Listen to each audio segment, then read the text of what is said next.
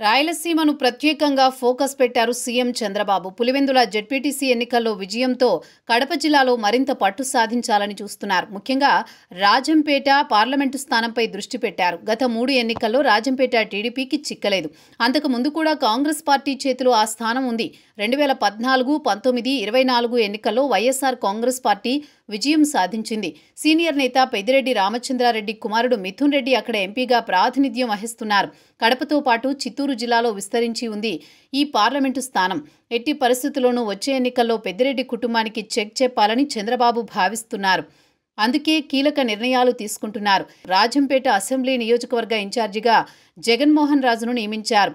మొన్నటి ఎన్నికల్లో ఇక్కడ టీడీపీ అభ్యర్థిగా సుగవాసి బాలసుబ్రహ్మణ్యం పోటీ చేశారు. కూటమి ప్రభంజనంలో సైతం ఓటమి చవిచూశారు. అయితే ఆయన మిగతా వర్గాలను కలుపుకుని వెళ్లడంలో విఫలమయ్యారు.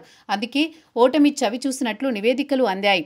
దీంతో చంద్రబాబు సైతం పట్టించుకోవడం మానేశారు. ఆయన 2 నెలల కిందటే టీడీపీకి రాజీనామా చేసి జగన్మోహన్ రెడ్డి సమక్షంలో వైసీపీలో చేరారు.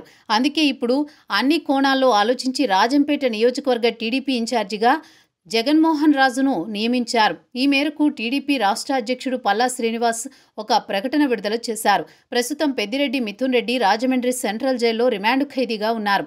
మద్యం కుంభకోణం కేసులో ఆయన అరెస్ట్ అయ్యారు. ప్రస్తుతం పెద్దిరెడ్డి రామచంద్రారెడ్డి సైతం రాజమండ్రిలోని ఓ ఇంటిని అద్దెకు తీసుకుని జైల్లో ఉన్న కుమారుడికి ఇంటి భోజనం తీసుకువెళుతున్నారు. ప్రస్తుతం పెద్దిరెడ్డి హవా తగ్గింది.